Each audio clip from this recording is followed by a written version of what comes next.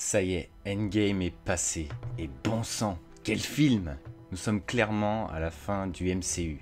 Enfin, de la phase 3 plutôt. Ce film est réellement une sorte de conclusion à tout le MCU, bien qu'il reste quand même Far From Home pour clôturer toute cette épopée. Néanmoins, comme vous le savez, il y aura des suites à Endgame. Marvel est loin d'en avoir encore fini, pour notre plus grand plaisir. Je vous propose aujourd'hui d'essayer d'analyser le potentiel à venir de chaque héros d'Endgame assez brièvement. Nous sommes bien évidemment sur une vidéo 100% subjective et tout ce que je dis n'engage que moi, évidemment. Cette vidéo va totalement spoiler Endgame, donc si vous ne l'avez pas vu, je vous conseille directement de faire marche arrière. Vous êtes prévenus. Pour les personnes restantes, écoutez, n'hésitez pas à laisser votre plus gros pouce bleu et activer la cloche, puisque nous sommes partis.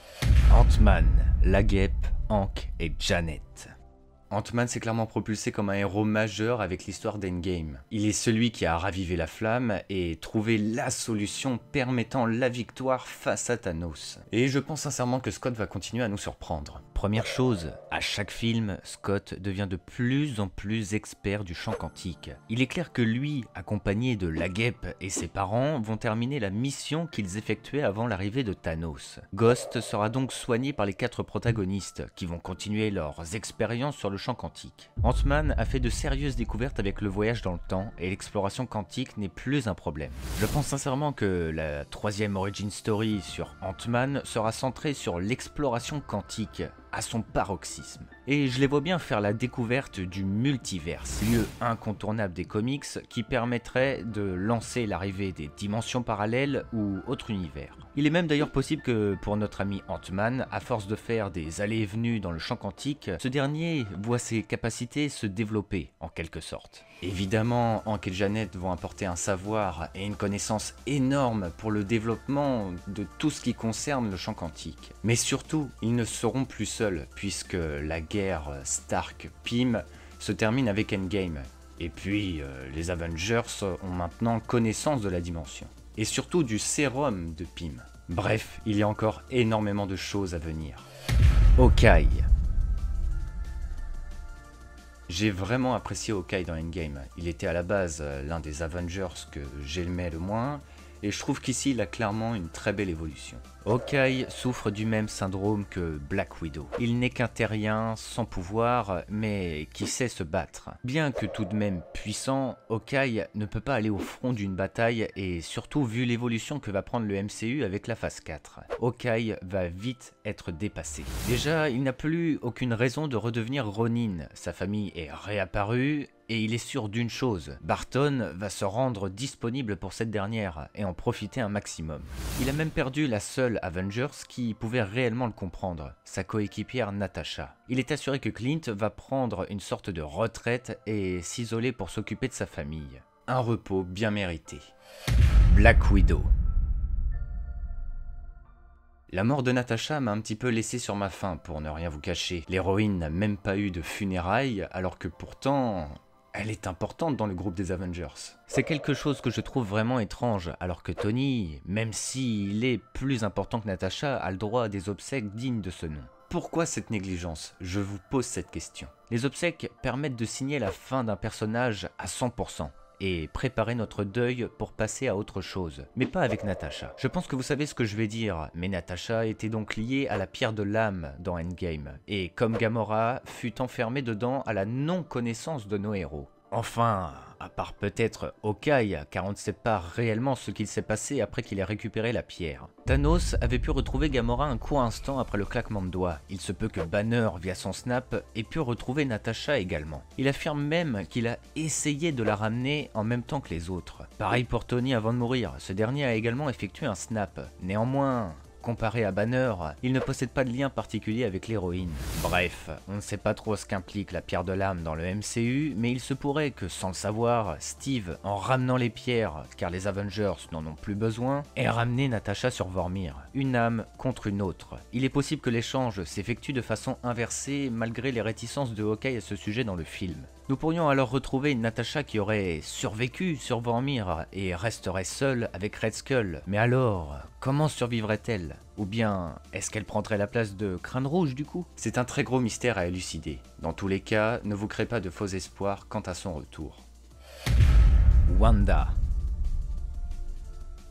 Wanda était la seule Avengers à pouvoir ralentir Thanos dans Infinity War, et qu'est-ce que ça fait du bien de la voir se déchaîner et révéler toute sa puissance. La sorcière rouge a encore beaucoup de choses à montrer, et va prendre du galon. Nous la voyons à la fin d'Endgame en compagnie de Hawkeye, tout en se rappelant de son frère Vif Argent et de Vision. Elle doit tourner la page. Wanda est comme une sorte de petite sœur lointaine pour Hawkeye, et je pense que nous les reverrons ensemble très prochainement. Hawkeye symbolise pour Wanda une sorte de figure paternelle qui lui a toujours manqué, et surtout, elle est désormais seule suite à la mort de Vision et son frère encore avant. Wanda pourrait combler également un manque chez Barton, qui vient tout juste de perdre Natasha, qui était pour lui comme une sœur adoptive. Wanda lui permettrait de retrouver cette figure féminine qui lui apportait beaucoup. Également, n'oublions pas Shuri. Dans Infinity War, Shuri avait pour mission de délier la pierre et Vision. Mission qui se termina prématurément à cause de l'Ordre Noir. Néanmoins, Shuri est d'une intelligence et est une savante hors pair. Je pense sincèrement qu'elle a réussi à tirer quelque chose du peu de temps qu'elle possédait. Ce n'est d'ailleurs pas détaillé dans Endgame vu le peu de temps où elle apparaît à l'écran. Vision pourrait être une sorte d'intelligence artificielle comme le fut Jarvis. Je crois réellement en cette possibilité, mais cela reste un avis personnel, je vous le rappelle. Steve Rogers. Steve fait énormément débat.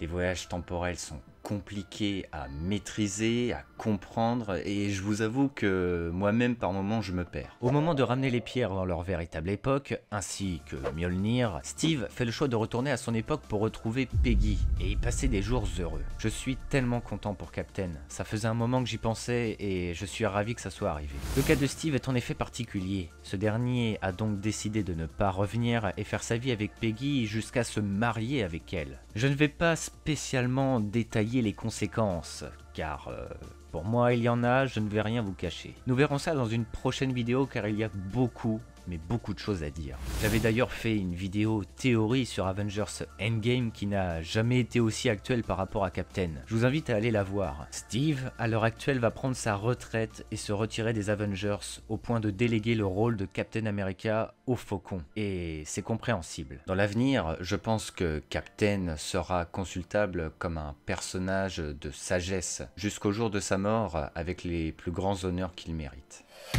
Black Panther et Shuri. Shuri, on y est déjà revenu par le biais de Wanda et la reconstruction de Vision. Mais il est clair que son personnage va continuer à se développer et elle épaulera toujours T'Challa, qui d'ailleurs en aura besoin.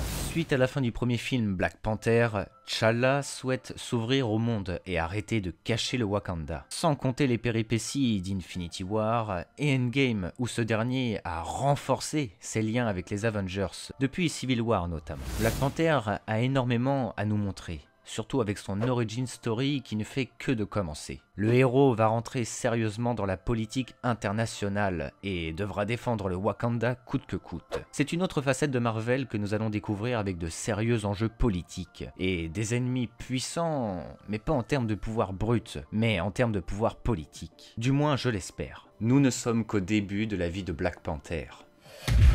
Spider-Man. Far From Home, le second opus de l'origin story de Spider-Man, sera le film qui clôturera la phase 3. Et je pense vous faire une vidéo sur les enjeux justement de ce film, qui du coup clôture la phase 3. Si ce film est défini comme le dernier de la phase 3, c'est qu'il va apporter des réponses et accessoirement nous montrer le prologue de la guerre d'infini, face à Thanos. Dans ce film, Spider-Man souhaitera arrêter d'enfiler la tenue de héros pour quelque temps, et redevenir un adolescent normal. Cependant, Peter ne peut esquiver ses responsabilités et sa destinée. Le jeune héros était le petit protégé de Tony Stark lui-même, un des piliers fondateurs des Avengers, et aussi pour Nick Fury. Si Tony faisait confiance au jeune garçon, Fury va forcément s'intéresser à lui. Spider-Man va grandir, va mûrir, et nous ne sommes qu'à l'aube de son succès en tant qu'Avengers, et en termes de puissance. Nick Fury va former le jeune justicier, et chaque épreuve de la vie que subit Peter le fait avancer et grandir. Mysterio, le prochain méchant qu'il devra affronter, va lui donner du fil à retordre. Un personnage très intelligent, maître des illusions et également manipulateur. Le jeune héros qui possède toujours un brin de naïveté dû à sa jeunesse devra prendre conscience de certaines choses et mûrir. Bref, nous reparlerons de Far From Home sous un autre aspect. Mais je pense sincèrement que Spider-Man sera le héros qui va nous montrer la plus grande courbe de croissance en termes d'évolution dans le MCU. Endgame est clairement pour moi le film de l'année. Je ne pense pas qu'un autre film réussirait à le dépasser au fond de moi. Cette vidéo, qui à la base devait être une seule et même partie, du coup sera coupée en 2 parties pour que ça soit plus digeste. Il y a tellement de héros, je ne pensais pas que ça serait si long. Je m'en rends compte pendant le tournage. La deuxième partie est censée arriver dès demain, donc n'hésite pas à t'abonner pour ne pas la louper. J'ai d'ailleurs un concours d'actifs sur Twitter où je vous fais gagner une figurine pop Thanos et Nebula de Endgame. Donc bref, foncez, c'était Targorok et que le Lionheart soit avec vous.